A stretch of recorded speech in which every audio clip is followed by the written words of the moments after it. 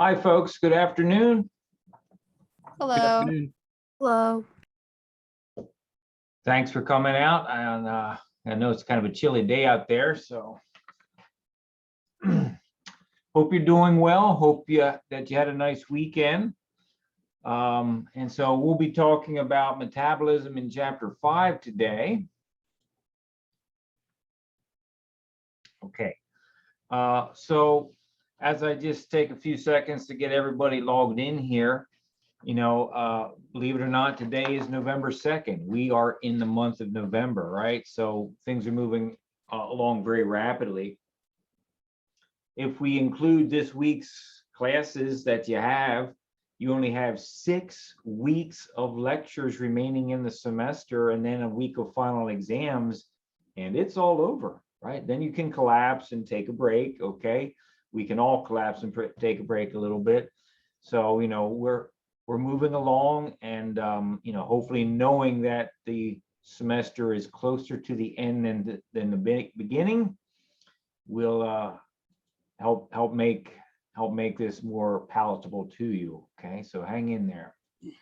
Dr. Allen, and on the topic of our exams, so on the syllabus, I noted that there you don't have when we're having exam number 4. That's correct. That's Elena, right? Okay. Yes, I'm sorry, I still haven't changed. Yeah. To my knowledge, the final exam schedule has not yet been released. So I can't actually tell you when that exam is going to be yet. So as soon as the administration sets the schedule and releases it, I'll be able to tell you. So it'll be coming out sometime in November, but I can't tell you exactly when that'll be available. So Because it's noted that it'll be during the week of the 7th through the 12th. Oh, I see. Maybe yeah, I have on the 9th, we have lecture on the 9th, and I'm just trying to figure out for my work wise. So I kind of don't want to put myself into a work schedule during the week of exam. Yeah, absolutely. Let me just do a quick check on that. I might have typed something in wrong, and I might be able to give you a little bit of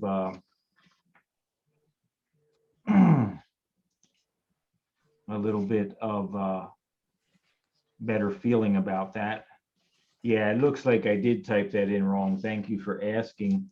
The final exam, I don't know the specific date, but the final exam week is December 13th through the 19th.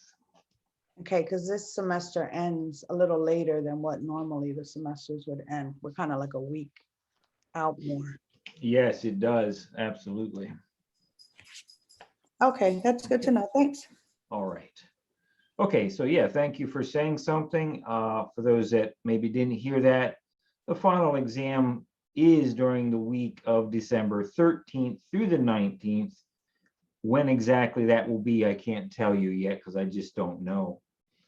But as soon as I do, I will let you know. So, okay. Any other questions?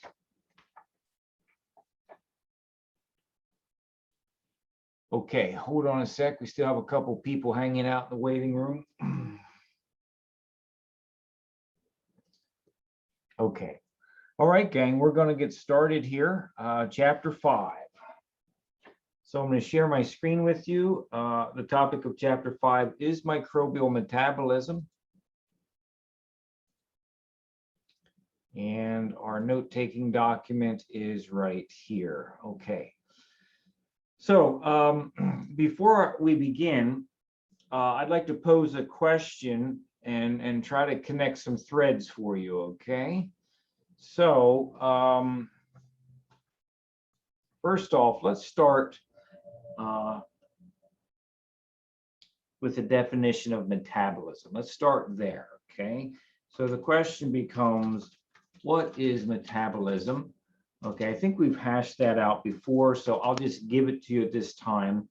Metabolism is the sum total of all chemical reactions happening inside a cell at any moment of time.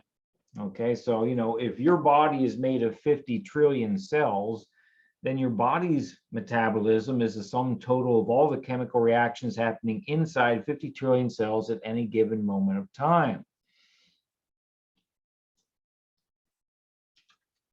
Metabolism is the sum total of all chemical reactions occurring inside a cell at any given moment of time. And let me stress that idea of time. For example,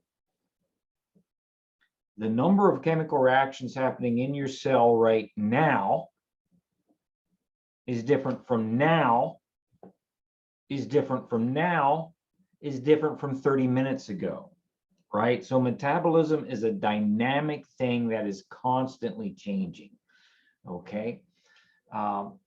Metabolism is the sum total of all chemical reactions occurring inside a cell at any given moment of time.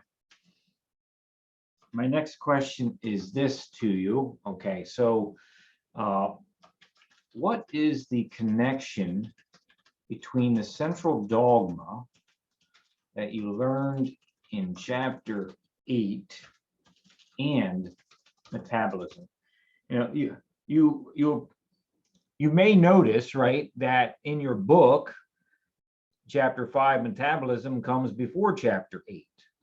But I choose to teach it in reverse order. I choose to do that, and there's a reason for it.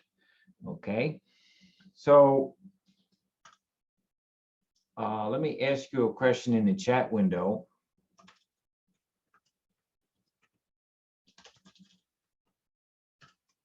Okay, what is the central dogma from chapter 8? Do you remember that?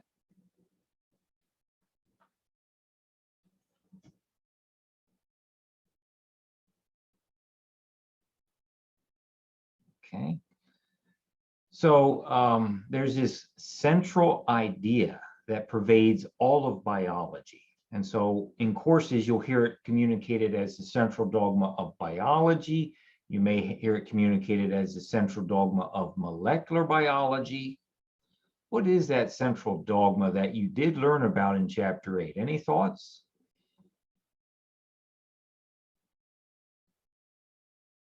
Okay, just for the sake of time, I'm going to go with Rachel. Gave us an interesting idea in the chat window there, right? Geneva says, Rachel says, the basic flow of genetic information inside cells. I can work with that, okay, as an answer to this question.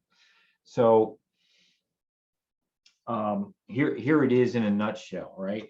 DNA is used to make RNA, is used to make protein. You remember that idea? I mean, we talked about this, right? DNA to RNA is transcription, RNA to protein is translation. This simple statement is the central dogma. And I say it's simple, but we know that the nuanced details of these processes are anything but simple.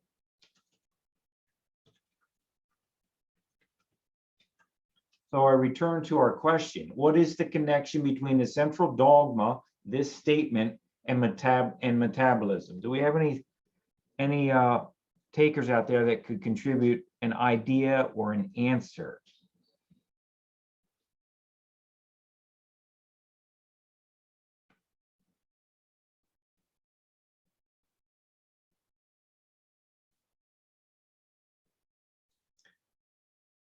If it's not coming to your mind, then if it's not coming to your mind what the answer is here, then I would argue that this is a reason that textbooks have their presentation of material backwards.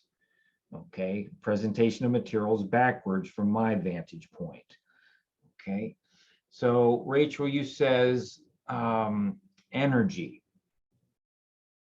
Well, okay, certainly we'll be talking a lot about energy in this chapter. I can't ignore that. I can't ignore that. So that's not a bad idea. Any other thoughts? Anybody else want to take a shot at things?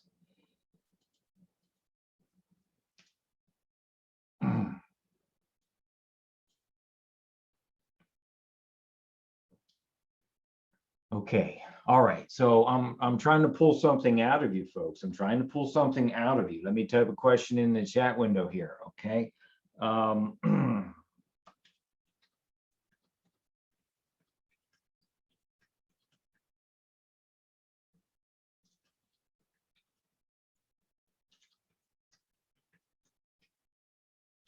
Here we go.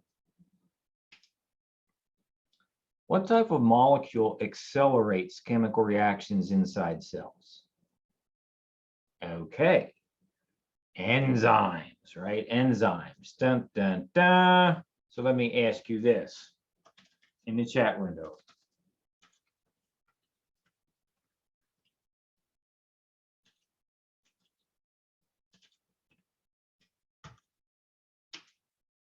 What category of organic macromolecules are enzymes? What category does an enzyme belong to?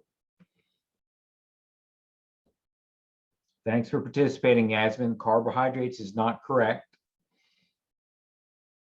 Okay, all right, Chelsea. Chelsea, you happen to be correct. It's protein.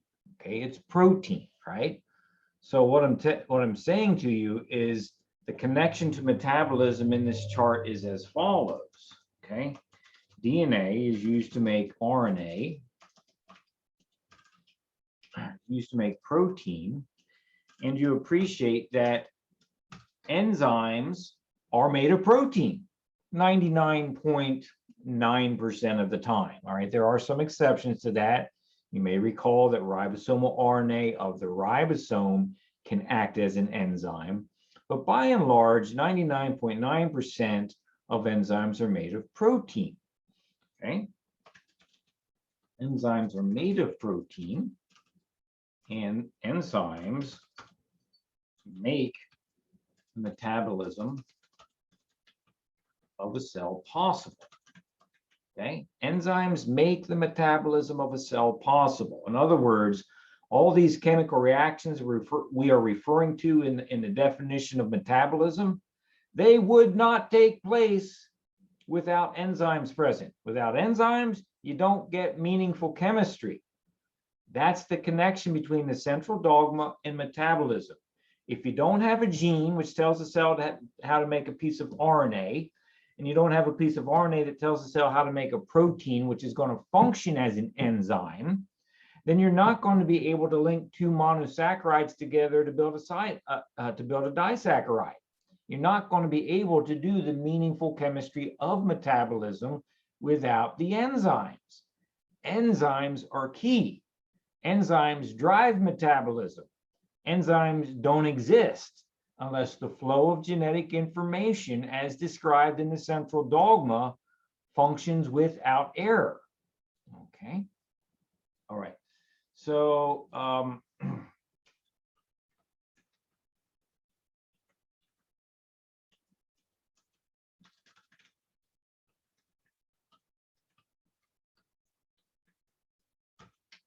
is my statement connecting the central dogma to metabolism making sense? Do you see the continuity of thought, the continuity of concepts that we must appreciate? Okay, please let me know if I'm just not being clear. Okay. All right. So I think that's a useful way to start our session time together here. And I wanted to be sure that you could connect the idea of gene expression as communicated in the central dogma to the presence of an enzyme which drives the metabolism of a cell. I wanted that to be something that we started with. Before I go any further into this, I need to back up and cover some basic biology that comes out of chapter 5. Okay, so we'll be coming back to enzymes soon enough. Okay, so some beginning information here. Okay.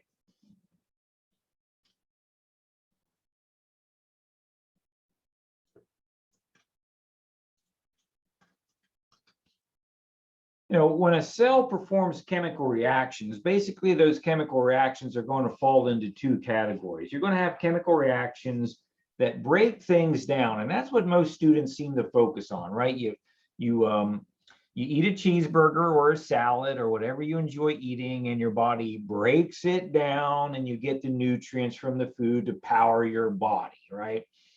But metabolism is also going to involve it's also going to involve building molecules. Okay, so let me ask you a question in the chat window.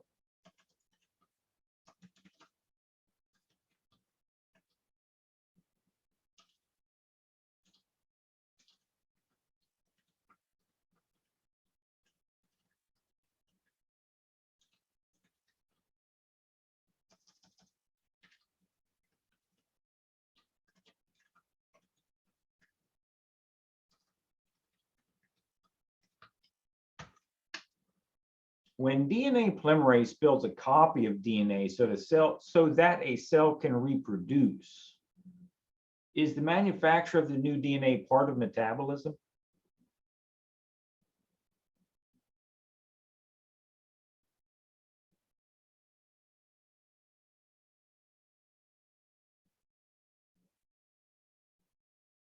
Okay, all right.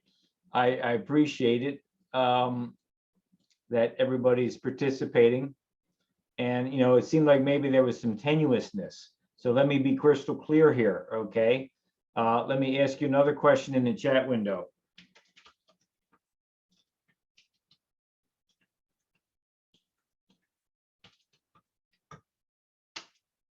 Is DNA polymerase an enzyme?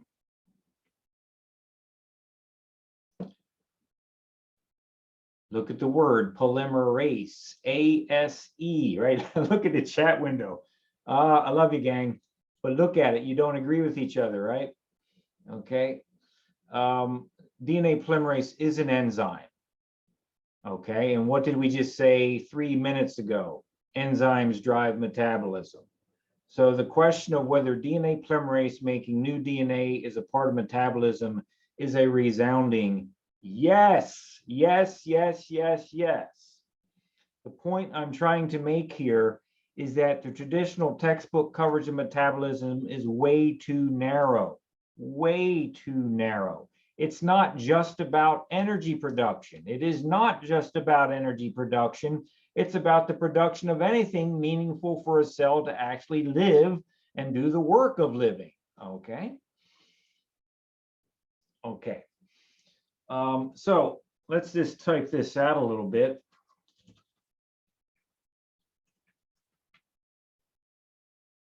When a cell performs chemical reactions, even those of DNA polymerase making new DNA, the types of chemical reactions can be broken down into two broad categories. Okay, those broad categories are A, anabolic reactions, okay, and B, catabolic reactions. Okay, now what makes this chapter somewhat uncomfortable for students is that it is talking about chemistry. And I get it that some of you have really not yet had the opportunity to have a chemistry class as part of your education. So I'm not going to beat you up with things like balancing chemical reactions, working out the stoichiometric ratios of substrate to product, all that kind of crap that you would do in an actual chemistry course. But it's good crap, it's important crap if you really want to understand how a cell functions. Okay, so let's make a table of comparison, a table of description here, where we talk about these processes. And so I'm going to insert, let's see, a 2-column table. Not sure how many rows I'll need. I'll start here, and if I need more, I'll add them. Okay, so in the first column, we'll put, talking points about anabolic reactions. And in the rightmost column, we'll put talking points about catabolic reactions. Okay, so also, in your textbook, at least in my physical printed version of the textbook, on pages 108 and 109, there's a section called Big Picture metabolism, right? And so that's a nice thing to think about as you get started with things. I'm going to start talking about some ideas that in my book are on page 110, somewhere around figure 5.1, okay? So,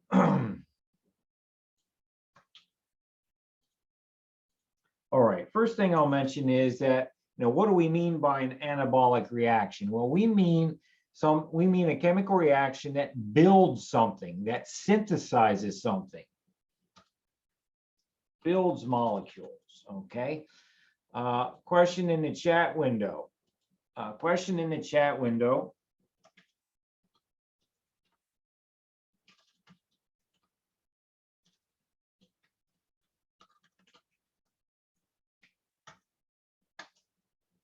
Why might an Olympic athlete take anabolic steroids, right? You've heard of that before, haven't you?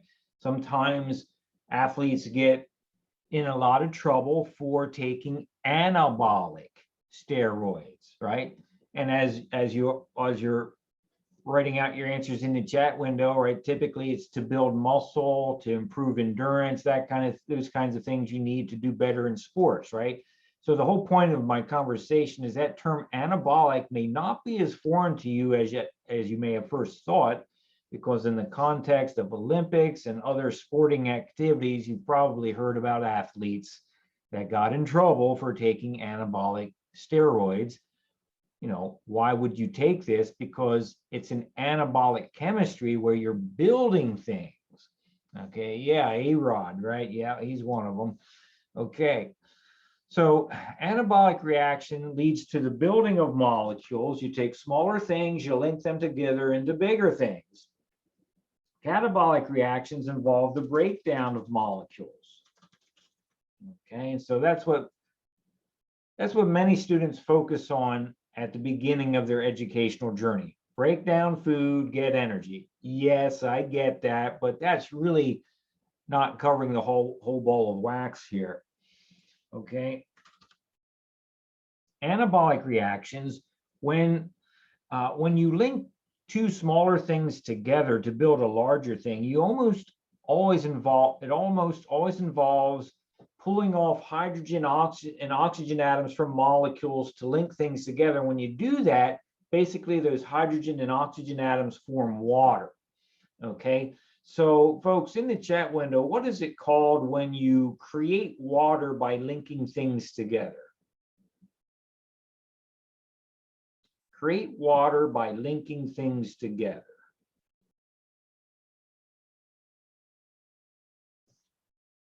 Let me give you a hint. It was in chapter 2 of your book, which you hoped we would never talk about again, right?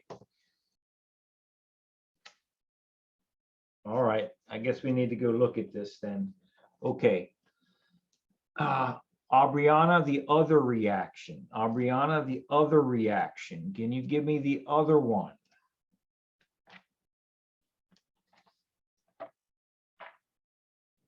Okay, I don't see it yet in the chat window. Okay, folks, if you have your textbook available, and I hope you do, please take a look at figure 2.8, figure 2.8, 2.8. Okay, all right, so I know you're busy pulling that up on your machine. I'm going to ask you this.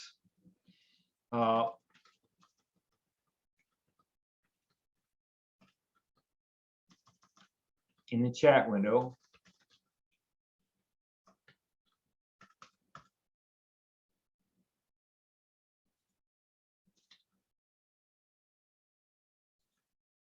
Here we go. What are the products of the chemical reaction in figure 2.8?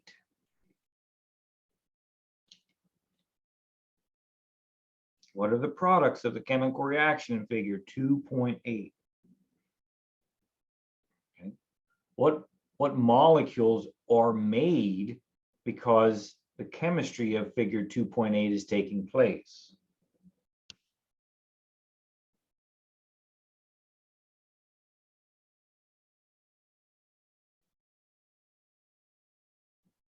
Somebody must see it. Come on. Just try, even if you're not, even if you're not understanding, just spit something out, okay? Right, Samantha, I want the products, not the processes, the products. Okay, good.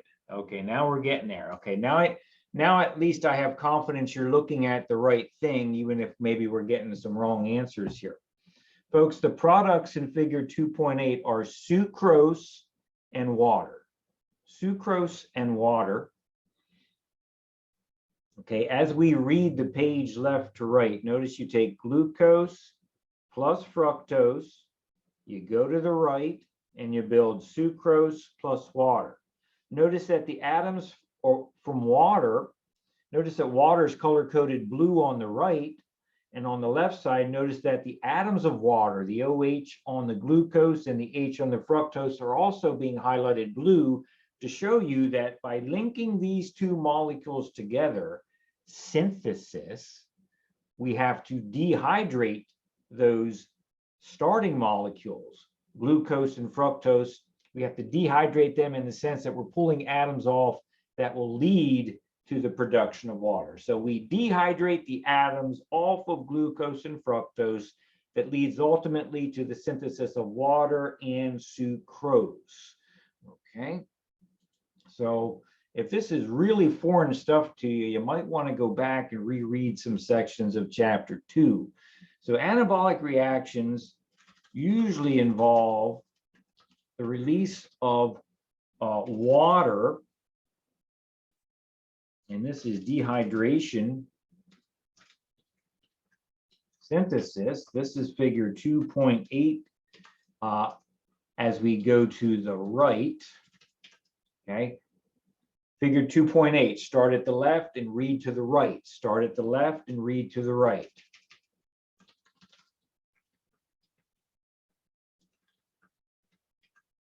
Catabolic reactions do the opposite chemistry.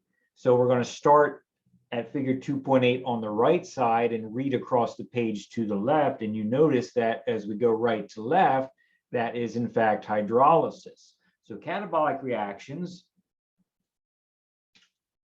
typically consume water, usually consume water to break things down. Figure 2.8, start at the right and read to the left.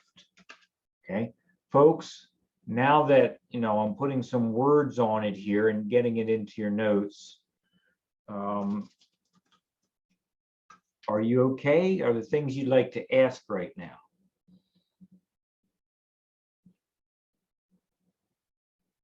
This is not a comfortable topic for many students. I get that, which is why I need you to tell me what you don't understand if you're not following my conversation. Okay. All right. So anabolic reactions, we're going to continue here. Anabolic reactions are endergonic. Endergonic is a fancy way to say that endergonic reactions are reactions that use up energy, typically in the form of ATP, in the process of building something new. Okay, so these reactions are endergonic, meaning ATP, or more generically, energy, is used to build things. Okay, if you think about it, doesn't that make sense? I mean, let's just take the analogy of building a Lego robot from individual Lego bricks, right? If you wanted to build a giant Lego robot, foot-tall Lego robot for your son or daughter, wouldn't it in fact require you to move bricks around, snap them into place using the energy contained in your muscles of your body? So you're going to use up ATP during muscle contraction to link the bricks together to build the robot. That's an example of an endergonic process. Endergonic reactions are anabolic reactions, okay?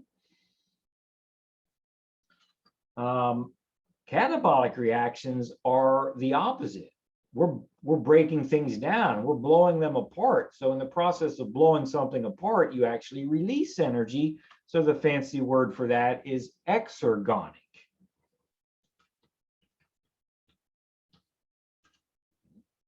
Energy is released during the breakdown of molecules. Okay, if I use, I try to use analogies to get it to stick with you. Think about your car. Think about the gasoline in the gas tank. Doesn't the car through processes we won't go into in detail, doesn't the car's engine basically break down the gasoline fuel? Doesn't it burn it to release energy so that you can move your car forward and back? Okay, that's an exergonic process. It's going to be the same thing with chemistry happening inside your cells. You have a giant starch molecule because you enjoy a giant starch molecule in your body that's now getting ready to be broken down because you just enjoyed a French fry, right? You just enjoyed a French fry and your body wants to break these things down, okay? Catabolic reactions, we break things down, that releases energy, that's an exergonic process. I will also say this. When we break molecules down and we release energy, the breakdown of one molecule is typically coupled to the subsequent synthesis of another molecule, right? Break something down, use the energy released to build something else. That thing that we typically build is ATP. I mean, it's not always ATP, but that's typically what we focus on in beginning courses, okay? So break a carbohydrate down, release energy from breaking the glucose down. The cell uses that energy and processes to make ATP, okay?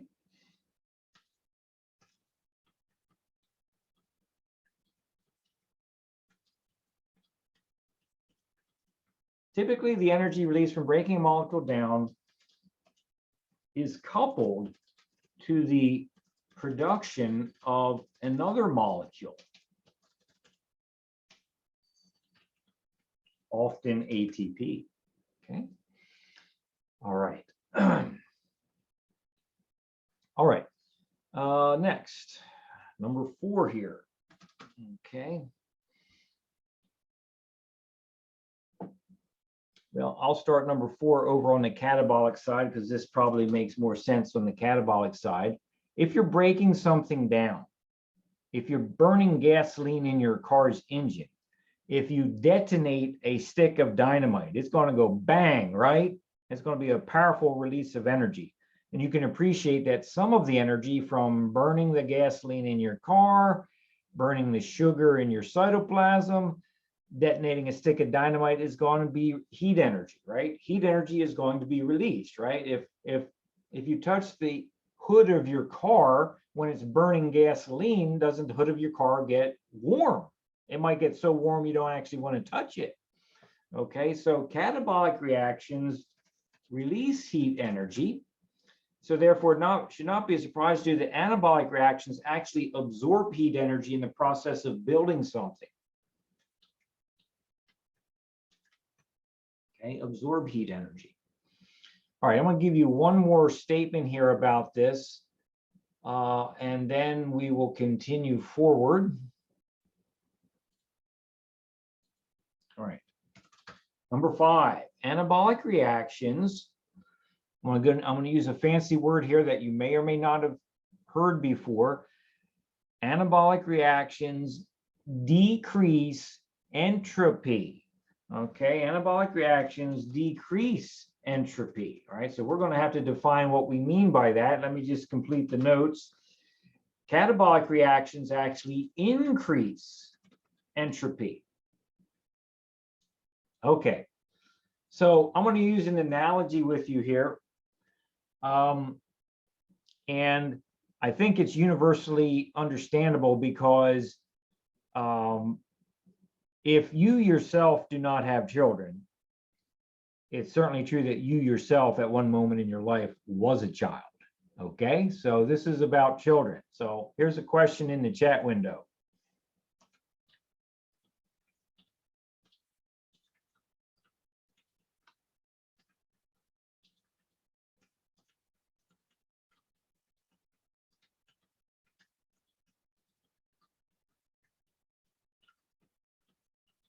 Here we go.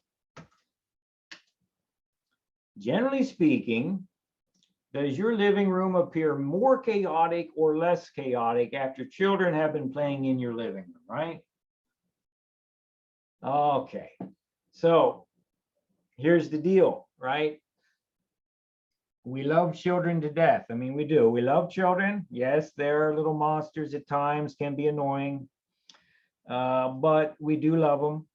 But boy, they make a mess, don't they? They make a tremendous mess that causes a lot of work for mom and dad, okay? And here's my point. Anabolic reactions build molecules.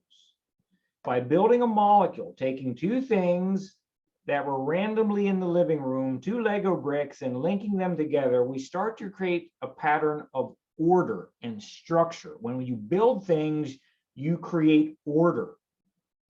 Okay, that means you are decreasing the disorder. Entropy is a measure of disorder. Okay,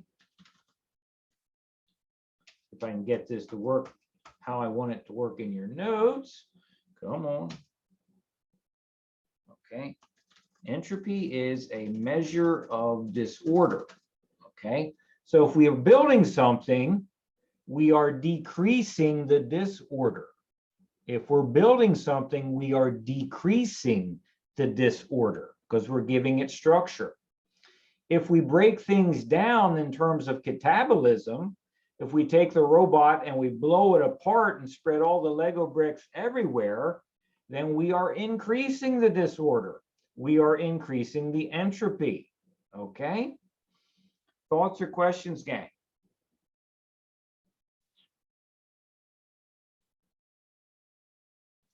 Okay, let's continue here. So hopefully, this summary table gives you a little bit to think about when we think about the kinds of chemical reactions that actually make up metabolism. And that metabolism, by and large, is going to be fueled by enzymes, but I'm not quite ready yet to talk about enzymes. Okay, so hang on there. Okay. Here's the next question / heading.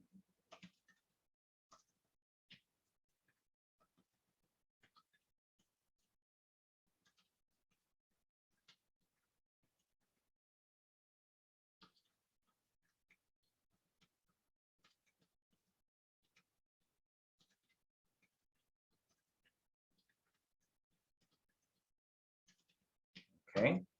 If we could observe the motion of molecules in our cells, or even just in the environment outside our bodies, what would we see?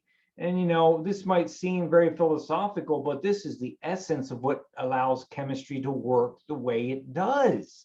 So we need to think about this, and I think I'll just push this down to the next page here. Okay.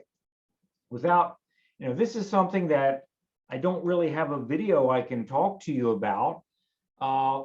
But I do want to present some ideas and get you to think about it using your imagination.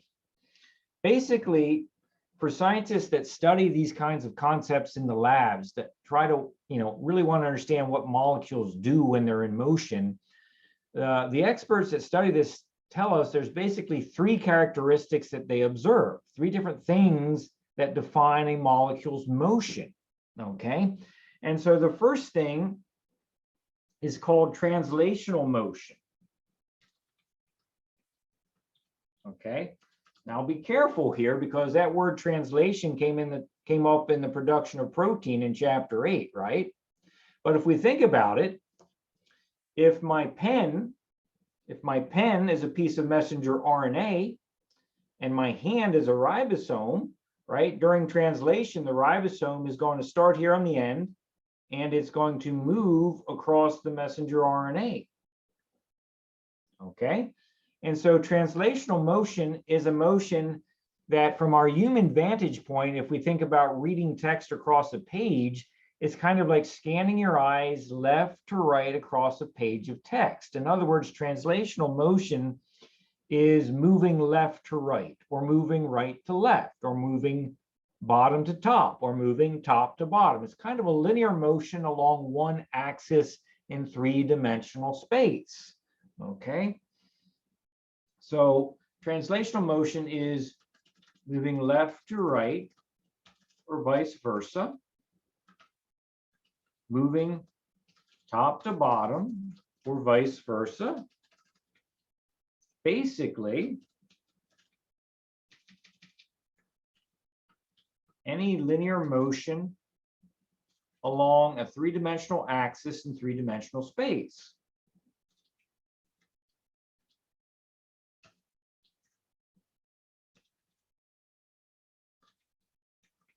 Okay, so if the last language bothers you, just imagine somebody walking across the room. That is translational motion, okay?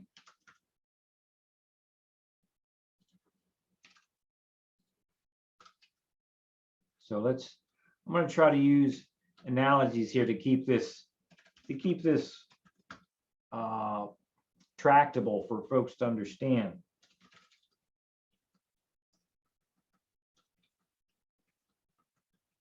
A person walking across the room, if we could trace the path of their feet from where they start to where they end up, that's translational motion. Okay, molecules will do that when they're moving inside cells. Second characteristic of molecular motion is rotational motion.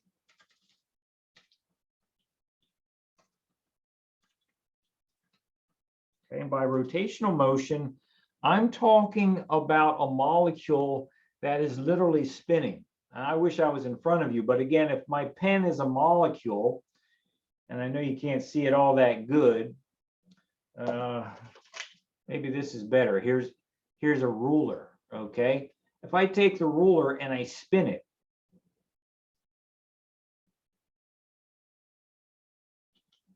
that's rotational motion. So imagine a molecule that's literally revolving around its own axis. It's spinning. Okay, molecules will do this. Okay.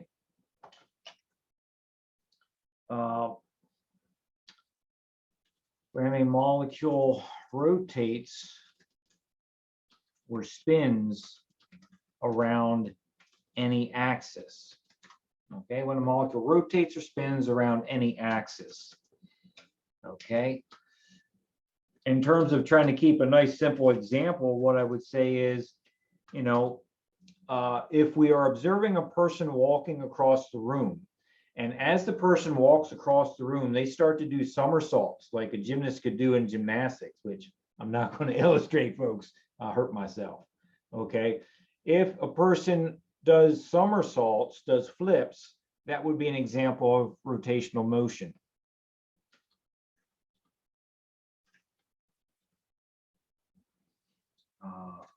A person performing flips like a gymnast. Next, the third characteristic of molecular motion is vibrational motion. Okay.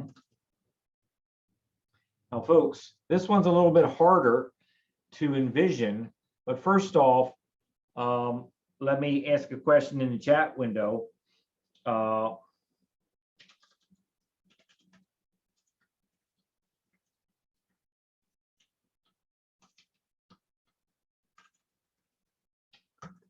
Fill in the blank for me. Molecules are made of groups of what?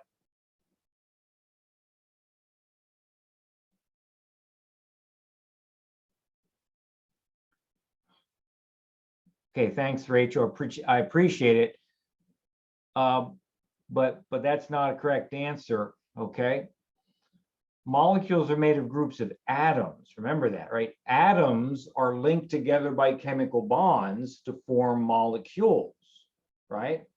And so what I'm trying to get you to see is that if we think about what a molecule is made up of, we need to think about the individual atoms that are linked together by bonds. For example, you know, if my ruler again is part of a molecule, then the length of the ruler could be the bond, and I could have an atom here connected to another atom, right? This could be two atoms, each hand is an atom connected by a bond, and this would be part of a molecule, because I could have another bond this way, I could have another bond this way. There's all these bonds in between the atoms that are making up the internal geometry of the molecule.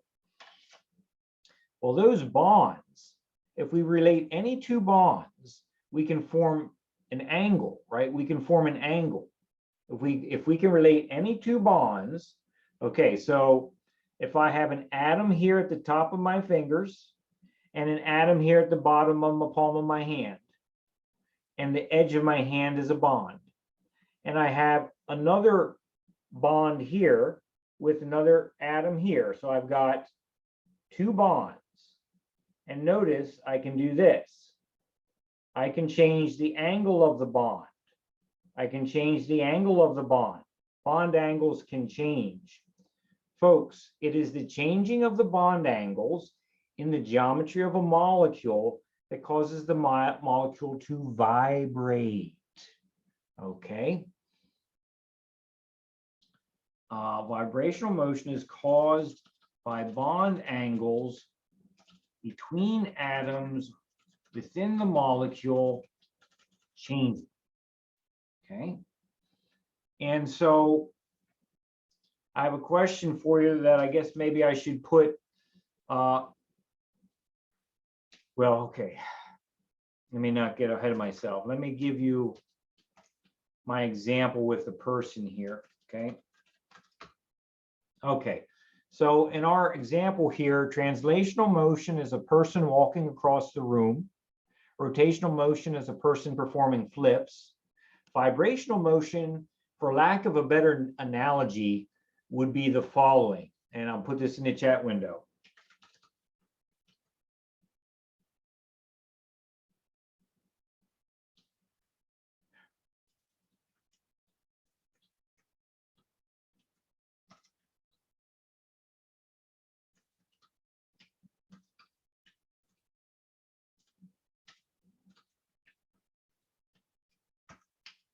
Have you ever had the chills when you were sick at some moment in your life? Did you shake a little bit? Did you, was it uncomfortable? You know what I'm talking about? That's kind of the vibration I'm trying to get across to you here. Okay, so my silly little example would be like a human being that is sick and has the chills. It's kind of shaking a little bit.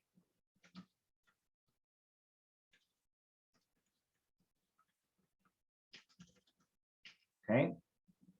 And please understand, when a molecule does these motions, it's doing all these motions simultaneously. So in a ridiculous analogy, if we had a gymnast that was sick and shaking, running across the room doing somersaults, that gymnast would exhibit all three characteristics of molecular motion at the same time. Because in the real world, molecules do this all at the same time simultaneously. They move, they flip, and they vibrate all at the same time, okay?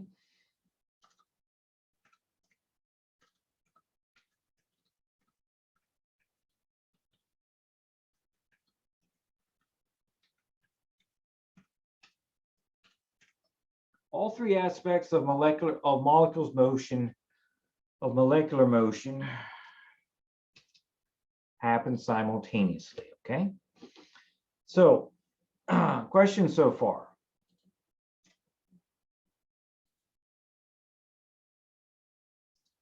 Okay, here's another question for you then, okay? Here's a question, I'm going to put it underneath vibrational motion. What causes the bond angles between atoms to change? Folks, what causes the bond angle between atoms to change?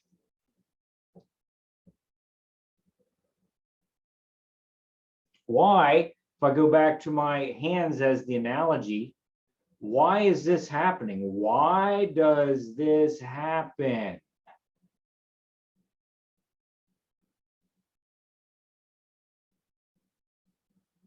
Okay, maybe you don't know because you haven't had chemistry before. Folks, this happens because the atoms within the molecule are continually absorbing and releasing heat energy from the environment. The constant fluctuation in the bond angle is due to fluctuations in the heat energy at the molecule, the heat energy of the environment the molecule is in, and as the molecule's atoms actually absorb heat energy or release heat energy, those bond angles will fluctuate. They will change, okay?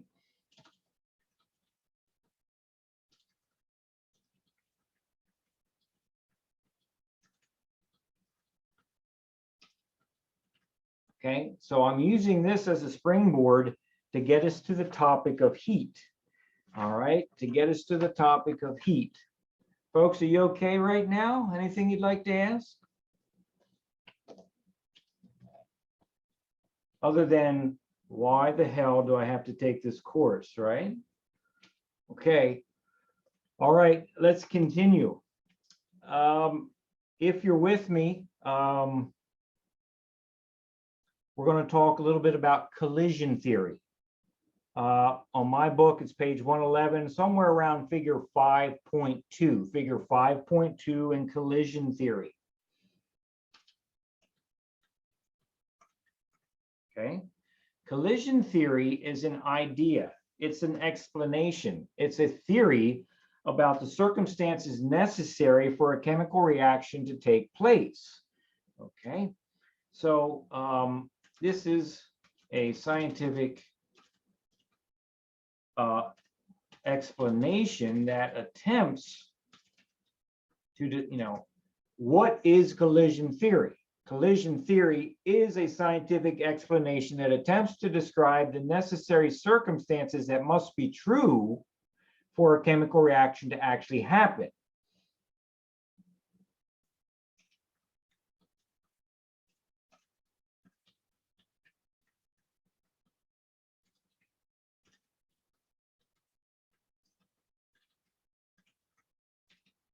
And here's the basic idea of this theory.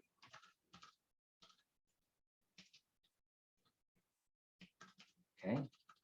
A theory is one of those things that the reason it's a theory is because there might be elements of this process that we're still not quite grasping, we're still not quite understanding, we're still not completely observing, okay? But here's the idea of the collision theory.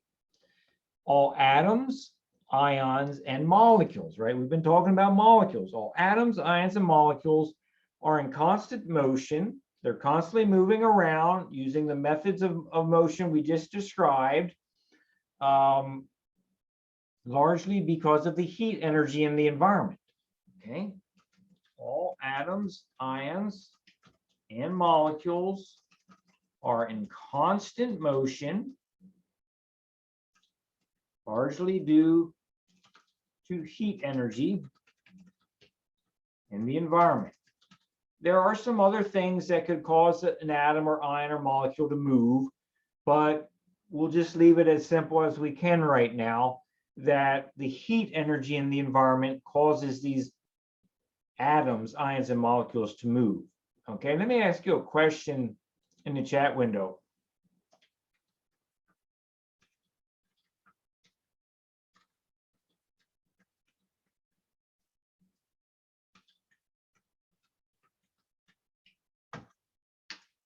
What is the name of the temperature at which all molecular motion stops?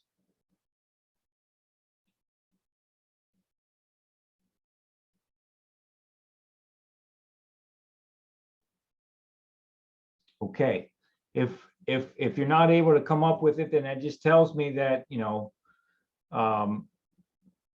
oh, interesting. Yeah, it's interesting that some of you would say freezing point. I appreciate you participating. No, it's not freezing point. Believe it or not, molecules still move at freezing point, but it's the term is what Taylor put in the chat window. It's absolute zero.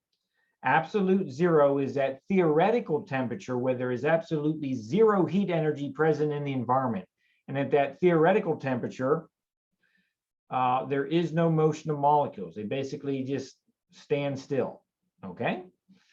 So nobody's ever reached absolute zero. We've gotten very, very, very close in the laboratory setting, but nobody's ever actually achieved it. Probably the closest natural space to absolute, probably the closest approximation to anything in the universe that actually naturally gets to absolute zero would be somewhere deep in space that's far away from a star. Okay. And but even that is not absolute zero.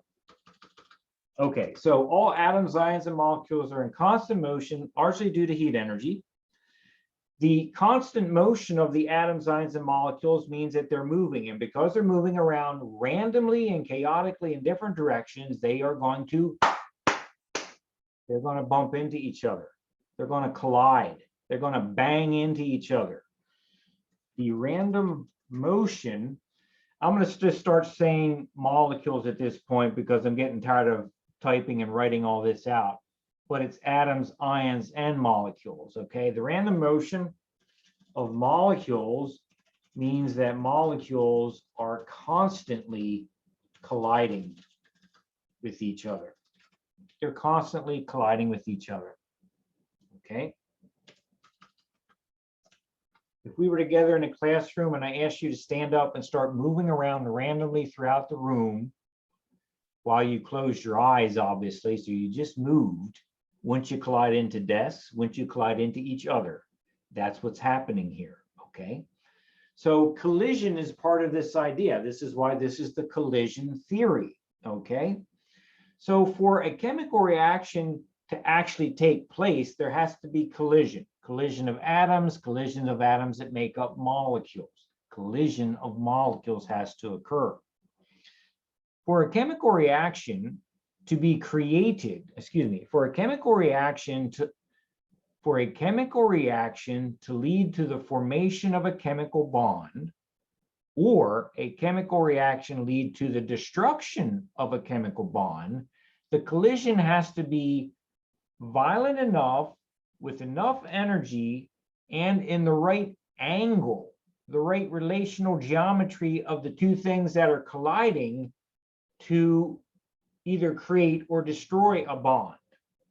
In a slightly more fancy language, I would say that for meaningful chemistry to happen, the molecules and atoms of the molecules that are colliding, they have to collide with sufficient force to permanently rearrange the electrons of the atoms that are colliding, okay? For useful chemistry to take place, and by useful chemistry, I mean create or destroy a chemical bond, the collision has to be the following, okay? The collision has to meet two requirements.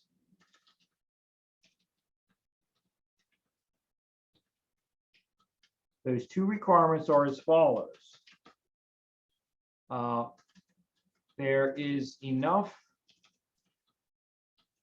energy in the collision to permanently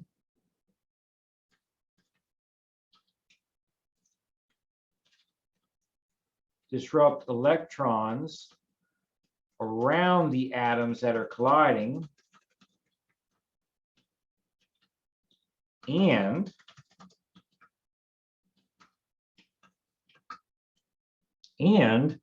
the atoms or molecules that are bumping into each other have to have the right relational geometry with respect to each other. I'll explain that in just a second.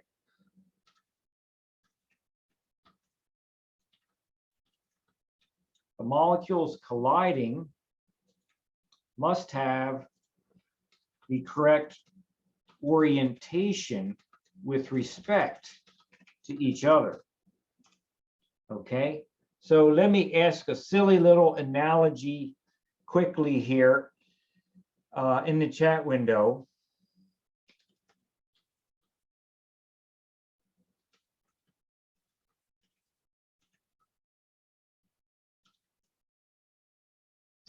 I'll just say it so I don't have to spend so much time talking about it. Think about what it means to take your car key, put it into your car lock, and turn it and open the lock. Think about what that means. Okay, I don't have a key on me right now, but at any rate, if you think about a key, there's always a long, slender edge, which is kind of the front of the key that you insert into the lock. And there's typically a larger, bumpy back portion of the key, which is the back that you grip with your fingers. Okay? Think about it. If we were to take the key and turn it around so that the big, bulky back end was facing forward, would you be able to open up your car door? You wouldn't be able to, right? In other words, if the orientation of the key with respect to the lock is not correct, you don't get anything useful happening. It's the same thing with molecules colliding. Not only do the molecules need to collide with sufficient energy to disrupt electrons, the molecules colliding, kind of like a key into a lock, have to be colliding with the respect orientation. The front of the key has to be forward, not the back of the key. That orientation must be correct, or else you don't open the lock. That orientation must be correct for colliding molecules, or you don't get the creation of a new bond or the breaking of an old bond. That will not happen. Okay. All right. So that is basically collision theory. Collision theory basically says that if we have molecules moving around rapidly, and they collide with sufficient energy and with the correct orientation with respect to each other, you will create and break bonds. And that's basically the essence of chemistry, right? Break and make bonds. That's the essence of chemistry. Okay. So if you think about it, one way we could accelerate how rapidly chemistry happens is to accelerate the motion of the molecules so they move around at a faster speed more chaotically. And one way to do that is to apply heat, right? To apply heat. Okay. So let me ask you this in the chat window.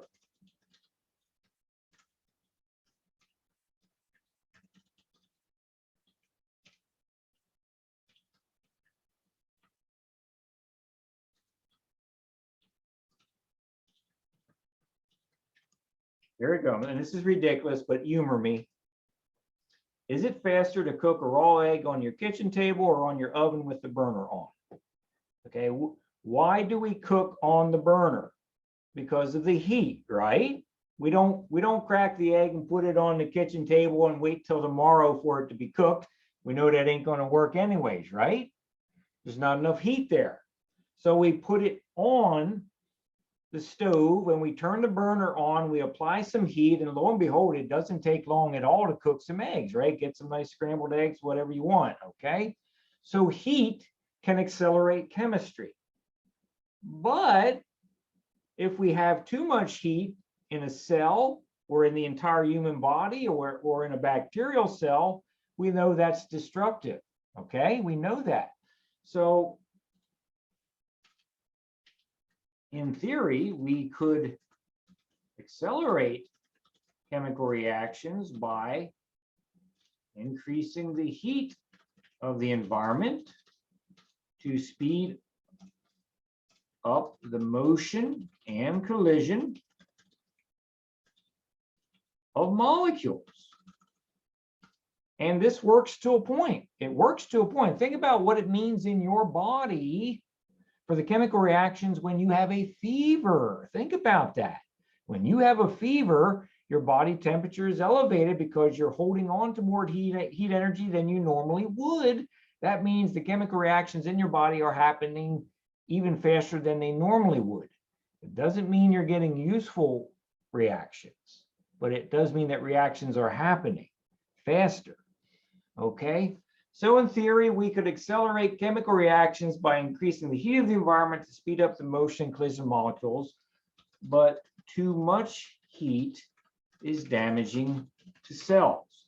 Doesn't matter whether it's your human cell, a bacterial cell, protozoal cell, fungal cell, archaeal cell, you name it, too much heat is damaging. Okay. So, and I'm kind of leading you to a certain place that I want you to be. If heat is a problem for accelerating chemistry, how did quote unquote Mother Nature solve this problem? Folks, how did Mother Nature solve the heat problem? If Mother Nature wants chemical reactions inside cells to happen faster than they can, faster than they normally would, but making the reactions happen faster by increasing the heat would damage the cell, what did Mother Nature do here?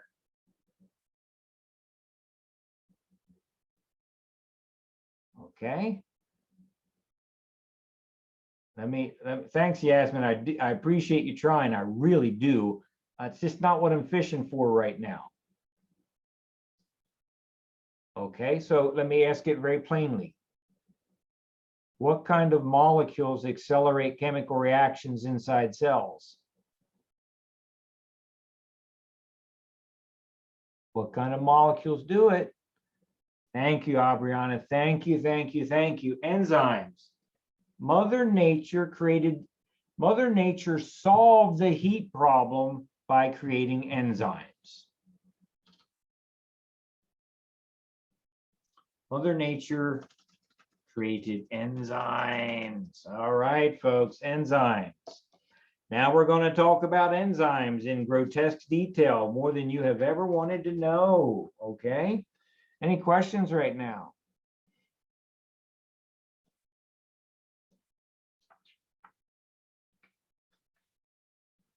Okay, so I think at this point, I'm going to take a moment to show you a video, and because we need to talk about enzymes, right? We need to talk about them. Enzymes are things that are covered basically in my textbook, page 112, 113. If you look at like figure 5.3, figure 5.4, there's even going to be some other things on the next page, okay? And I'm going to put some notes into your notes, but I would like you to have a visualization to think about enzymes, because I know that many of you haven't really thought about this before. You haven't had a need to, okay? So I am going to show you this video, which I have linked in your notes, called How Enzymes Work. It's about a 4.5-minute video, so we have time. We can do this now and give you a way to think about this idea in the next couple days. Okay, before I forget, because I've already forgotten because I'm old. Don't forget that on your syllabus, I'm assigning a homework problem today in your workbook that I want to talk about on during Thursday's class. Here's what it is, all right? So here's the workbook that you were all given to do the unit conversions. I want you to please, if you haven't already started it, because I talked about it last class, I want you to do your very best to do page 8, assignment number 3, antibacterial drug, APP. Okay, it looks like this page right here. Okay, I want you to try to look at this graph and answer all the questions below it to the best of your ability. You might have to do a little Googling to figure some things out. And for things you can't figure out, we're going to talk about it on Thursday. If you take the approach that it's not worth your effort to solve this on your own and you'll just wait till I give you the answers, then please appreciate that you're robbing yourself of an opportunity to try to learn and understand. And when you rob yourself of that opportunity, typically exams don't go well. So please generally try to do this, and I will help you on Thursday with things you cannot understand. Okay. All right. So please remember to do that. I'm going to show you this video on enzymes. Sorry. I'm sorry? Did you say number 8? It's page 8 in the workbook. Page 8. So we're working on the other one as well. No. Okay. So what I want you to do for Thursday's class is, sorry, I got to shrink my page up here. What I want you to do is this assignment here, workbook assignment number 3, and only that one. Okay, I thought we were supposed to do workbook assignment 2.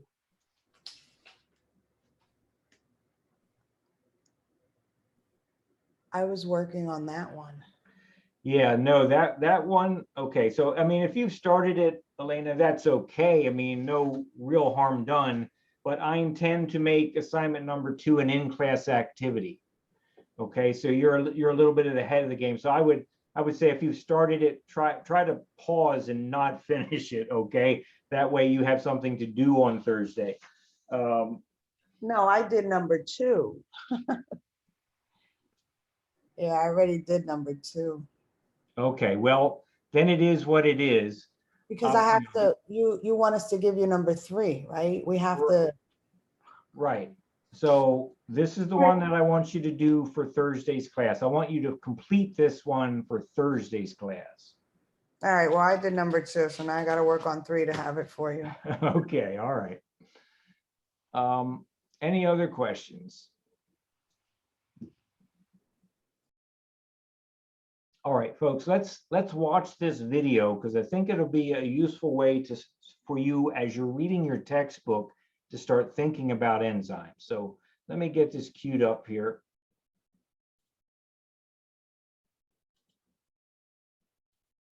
And we'll probably be finishing our work today with this video.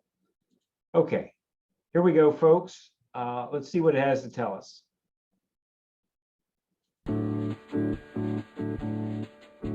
Every single second, inside every living cell, thousands of chemical reactions are taking place.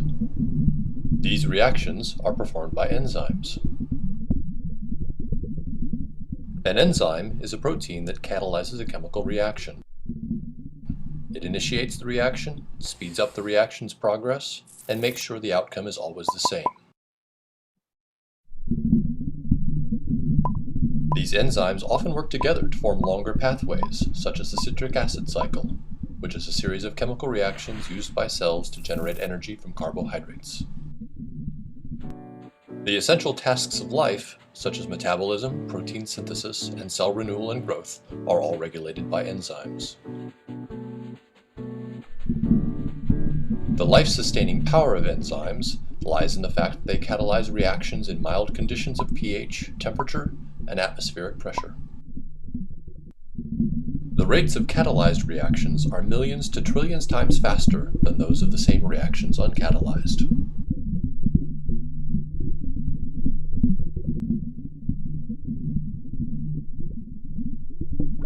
To speed up a reaction in the absence of enzyme, additional energy would need to be provided as heat, which jostles the substrates and occasionally provides enough energy to trigger a reaction. In the course of most reactions, an unstable and highly energetic transition state is formed as the substrates are transformed into products.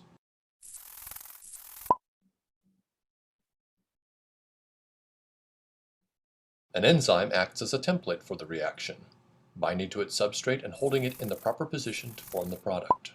An enzyme also surrounds its substrate with reactive groups that stabilize the transition state, making it easier for the reaction to occur. To understand how enzymes work, let's take a closer look at a reaction in the citric acid cycle that is catalyzed by the enzyme aconitase. Aconitase binds to its substrate citrate and removes a hydroxyl group and a hydrogen atom to form the intermediate cis-aconitate. It then adds the hydrogen and hydroxyl back in slightly different positions to form the product isocitrate. In the active site, some amino acids are perfectly positioned to recognize the substrate and hold it in the optimal position for the reaction to begin. Some amino acids are involved in recognizing and holding the substrate. Other amino acids are directly involved in catalysis. Histidine 101 acts as an acid by donating its proton. Thanks to the chemical environment of serine 642, it can act as a base by accepting the proton from the substrate. The active site of aconitase also contains an iron-sulfur cluster that stabilizes the substrate electrostatically and helps to position it relative to the catalytic residues. The first step in the reaction is dehydration. In this step, histidine acts as an acid and protonates the hydroxyl on the substrate, allowing it to leave as a water molecule. Serine then acts as a base, extracting a hydrogen atom from the opposite side of the substrate, forming the intermediate cis-aconitate. Cis-aconitate then flips upside down, and the complementary hydration reaction is performed. In this step, histidine grabs a hydrogen atom from a passing water molecule, placing the resulting hydroxyl group back onto the substrate. Serine then returns its hydrogen atom, and the final product isocitrate is released. Notice that the enzyme itself was not changed by the reaction. It extracted a hydroxyl group and a hydrogen atom and then put them back, thus starting and ending in the same state. This is the hallmark of a catalyst. When it finishes a reaction, it is ready for the next, so it can perform thousands of reactions in a row. Notice also that the shape of an active site is often flexible. Many enzymes surround their substrates, enclosing them to form the perfect environment for a reaction. Enzymes are fundamental to life on Earth, working every second of every day to maintain life processes in every cell in every living creature on the planet.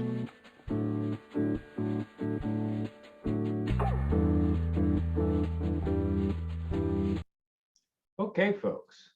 So that, from my perspective, is about the best video I have ever seen talking about the beginning ideas of what enzymes are, what they do, and what it looks like when they actually work on a molecule.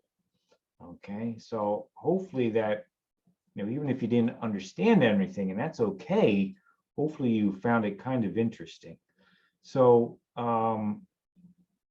we are out of time, so I'm going to stop there. And so next class, we are going to go over your workbook assignment number 3. Okay. And we will also do an additional in-class workbook assignment where I team you folks up with each other to help you do some work. Okay. So do you have any questions?